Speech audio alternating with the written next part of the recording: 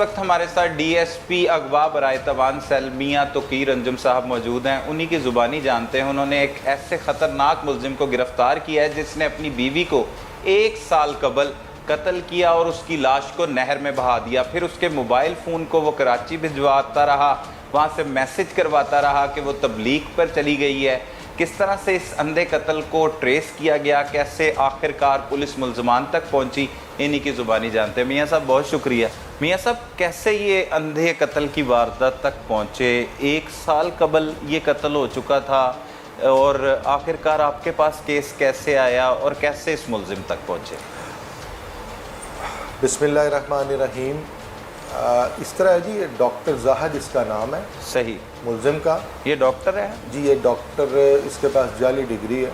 सही। डॉक्टर। और इसकी जो बीवी थी उसको कुछ अपनी ख़ानदानी जायदाद मिली थी, जिससे कुछ पैसे मिले, जिससे इसने एक कनाल का घर ख़रीद लिया जौहर टाउन में। अच्छा। और घर अपने नाम लगा लिया। बीवी का और इसका इस बात से झगड़ा रहता था। आखिरकार इसने पिछले साल 27 जुलाई 2022 को बीवी को कहा कि बहावल नगर जाना है, वहाँ से कोई मुलाजमा काम वाली लेनी है, उसको लेके बहावल नगर चला गया। वहाँ पे इसका एक साबका मुलाजिम था नज़ीर, उसको फ़ोन किया, नज़ीर को बुलवाया, नज़ीर को साथ लिया, उसको कहा मुझे कोई कमरा को घर चाहिए यहाँ पे रात रहने के लिए। उसने किसी बंदे से गांव में कह के, एक खाली किसी का घर था, वहाँ एक 2 चारपाइयाँ थी, वो कमरा इसको दे दिया। सही। तो डॉक्टर की बीवी जो नायला है, जिसको कत्ल किया गया है, वो ऑलरेडी काफ़ी बीमार है। सही। ये उसको रास्ते में से चिश्तियाँ बाज़ार से इसने ड्रिप ली। रात को 11 बजे का टाइम होगा 27 तारीख को। इसने ड्रिप वगैरह ली, इंजेक्शन लिए और उसको जाके उस कमरे में जिस घर में लेके गए थे, उसमें डॉक्टर था, उसकी बीवी थी और नज़ीर उसका मुलाजिम, साहब मुलाजिम था। अब वो काम छोड़ गया वो। सही। उससे इसने उसको इंजेक्शन वगैरह लगाए, जिससे वो मौके पे बेहोश हो गई। बेहोशी के बाद इसने उसको गाड़ी में से एक हथौड़ी निकाल के उसके सर पे वार किया। सर पे वार करने से, क्योंकि कमज़ोर और बीमार वो पहले भी थी, और वो फ़ौरन ख़त्म हो गई, मौके पर दम तोड़ गई। सही। उसके सर पे इन्होंने कुछ कपड़े लपेटे और वही शॉपर जिसमें ड्रिप वगैरह लाए थे उसके सर पे चढ़ा के उसको रात तकरीबन 2 बजे के बाद 2:30 बजे के करीब इन्होंने उसको गाड़ी में डाला। साथ वो ड्राइवर भी था।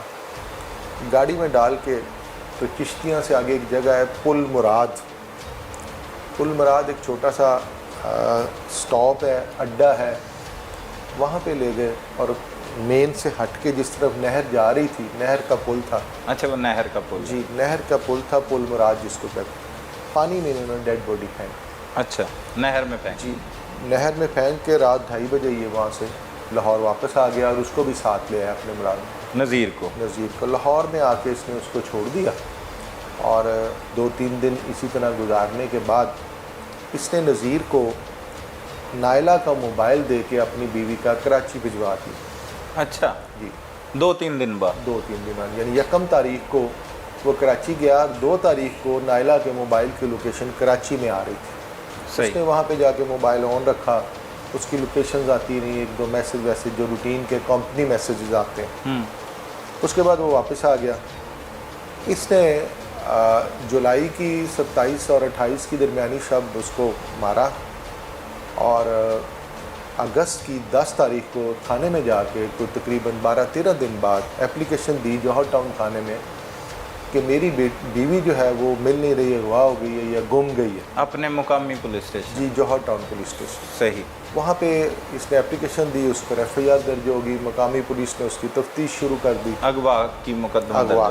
ठीक है। इसी दौरान इसने दोबारा 17 तारीख को, यानी 11 को FIR दर्ज होती है अगस्त को, और 17 अगस्त को 17 अगस्त 2022? जी 22। सही। दोबारा ये अपने मुलाजिम को, नज़ीर को भिजवाता है कराची। वो कराची जाता है, वहाँ जाके दोबारा ये नंबर ऑन करता है और साथ में पेपर पे लिख के मैसेज उसको दे देता है कि ये मैसेज इस नायला के नंबर से मेरे नंबर पे करवा देना। अच्छा। वो वहाँ से 2 मैसेजेस पेपर पे लिखे हुए ले जाता है मुलाजिम। किसी रास्ते में जाते हुए लड़के को कहता है कि ये 2 मैसेज हैं, ये नीचे जो नंबर 2 लिखे हैं इन पे ये मैसेज कर दो। एक अपने नंबर पे जो मैसेज करवाता है उसमें लिखती है वो, या ये लिखवाता है, मतलब वो तासुर यही दे रहा है कि वो तासुर। लिख रही है। अब वो जब मैसेज मैंने भी पढ़ा तो उसमें लिखा था कि जाहिद जी आप परेशान ना होइएगा, मैं माफ़ी चाहती हूँ, मैं आपको बताए बगैर आ गई, तो मैं अल्लाह की राह में तबलीग के लिए निकली, तो ज़िंदगी रही तो दोबारा मिलेंगे। अच्छा, ये मैसेज है। जी बस। इतना मतलब टेक्निकल और इतना खतरनाक मुलजिम। उसके बाद इसने एक और मैसेज उस नायला की दोस्त को करवाया, उसके मोहल्ले में रहती थी, हम उससे भी मिले तो उसने वो मैसेज हमें दिखा दिया कि मुझे तो ये मैसेज आया। उसमें उसने लिखा था कि जी मैं जा रही हूँ तो तुम्हारे बच्चों का क्या हाल है और मेरे खामन ज़ाहत का ख्याल रखना। अच्छा, तो वो मैसेजेस पढ़ के, वो डिटेलें देख के, कराची में होना और ये सारा कुछ, वो मकामी पुलिस को वो चक्कर ही देता रहा, ट्रैप करता रहा और उनके गलत साइड पे, गलत डायरेक्शन पे चलाता रहा। सही। नायला का कोई अपना भाई बहन वालिदैन कोई ऐसा नहीं था रिश्तेदार अजीज़ो कारब जो पूछते जाहिद से जब इसने कत्ल किया इतने अरसे बाद इसने दरख्वास्त दी, उस दौरान के नायला कहाँ पे है, कोई उसका नहीं था लिंक? नायला अकेली बहन थी, उसका अच्छा। बहन भाई कोई नहीं था। अच्छा, इकलौती बेटी थी। उसके जो वालिद और वालदा है वो दोनों फौत हो चुके थे।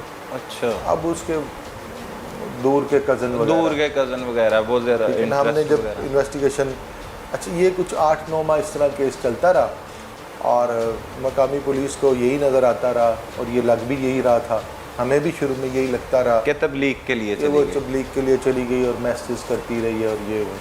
फिर हमने बड़ा उस पर बैग पे काम किया, देख चेक किया कि ऑलरेडी वो मैसेज लिख सकती है, वो इस तरह मैसेज लिखती है, उसका तरीकाकार क्या ये उसी ने मैसेज लिखा है, वो इस पर करते कराते कॉल डिटेल्स बाकी उसकी देखते, फिर आहिस्ता आहिस्ता हम कुछ उनके तमाम रिश्तेदारों से मिले, महल्लेदारों से मिले, फिर हमें कुछ चीज़ें आहिस्ता आहिस्ता डिफरेंट नज़र आनी शुरू हुई।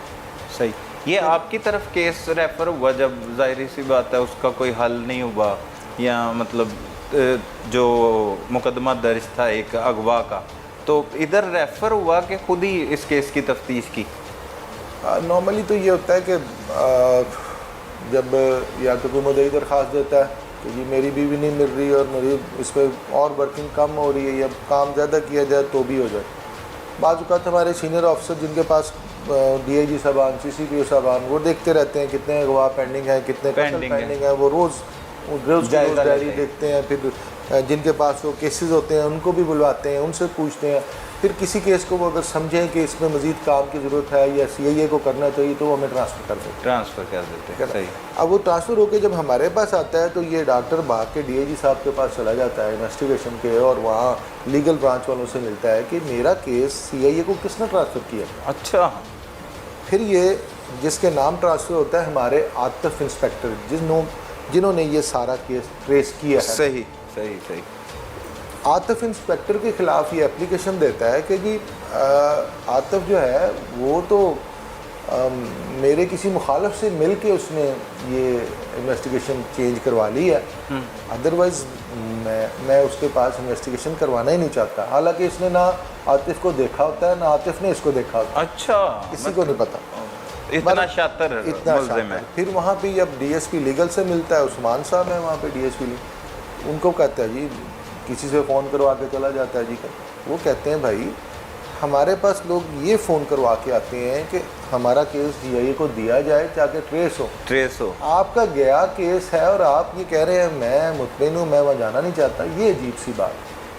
बहरहाल वो जब हम उस पर काम करते हैं हमें हमारा शक मज़ीद इस पर बढ़ता जाता है, इन बात यकीन में बदलना शुरू हो जाता है। फिर जब उस पर मज़ीद वर्किंग करते हैं तो उसको पकड़ते हैं, फिर उसके बाद इसके साथी जो है नज़ीर उसको पकड़ते हैं। जब इंटरव्यू करते हैं तो फिर हमें समझ आती है कि इसमें कोई गड़बड़ है, इनकी कॉल डिटेल्स देखते हैं। फिर आहिस्ता आहिस्ता आहिस्ता तफ्तीश करते करते हम उस नुक्ते पे पहुंच जाते हैं और फिर बाद में ये दोनों इंकशाफ करते हैं कि वाकई। आखिरकार मियाँ साहब फिर इसकी गिरफ्तारी किस तरह से अमल में लाई गई? देखिए हमने इसको 2-3 दफ़ा बुलवाया, हुक्मनामा तलबी भेजा, क्योंकि इस केस में ये मुद्दई था। हमारे पास जो केस था हमें 302 का नहीं पता था कि 302 हो चुकी है औरत को कत्ल किया जा चुका है, थाना भावल नगर में कोई मुकदमा दर्ज है। हमारे पास सिर्फ 365 का केस था, अगवा का। एक औरत जो है वो अगवा हो गई है और उसको नहीं मिल रही, और उस केस का जो मुद्दई है वो उसका शौहर डॉक्टर जाहिद है, शौहर उसको। सही। हमने हुक्मनामे तलबी इसको भिजवाए और इसने सबसे पहले एतराज़ किया कि मैं सीआईए से तफ्तीश नहीं करवाना चाहता। बिल्कुल, वो दरखास्तें भी दी आपने बताया। एप्लीकेशंस भी उसके खिलाफ दी, आते। वो एप्लीकेशन में पेश भी होता रहा, फिर ये सामने भी नहीं आया, उससे भी हमें कुछ यकीन में बदल गया हमारा शक कि ये इन्वॉल्व हो सकता है। हाँ, इसीलिए ये नहीं करवाना चाहता। अच्छा। अगर ये अपनी बीवी को ढूंढना चाहता तो इससे अच्छा और क्या मौका था कि सीआईए के पास इन्वेस्टिगेशन आई है, सीआईए खुद बुला रही कि आए हमें बताएं, हम जाके उसको ढूंढते हैं, ये मदद करते हैं। हैं। लेकिन बाद में जब इसको बुलवाया तो ये भी हमारे पास नहीं आया, फिर इसने अपने फ़ोन शोन भी बंद कर लिए, फिर अपनी लोकेशन भी इसने गायब कर दी, अपने मौके से आगे पीछे हो गया। फिर हमने इसका पीछा किया, आखिरकार जिस तरह मुलजिम एक दिन पकड़ा जाता है, ये पकड़ा गया। अच्छा, फिर इसे गिरफ्तार किया? जी, इसे मतलब आया नहीं ये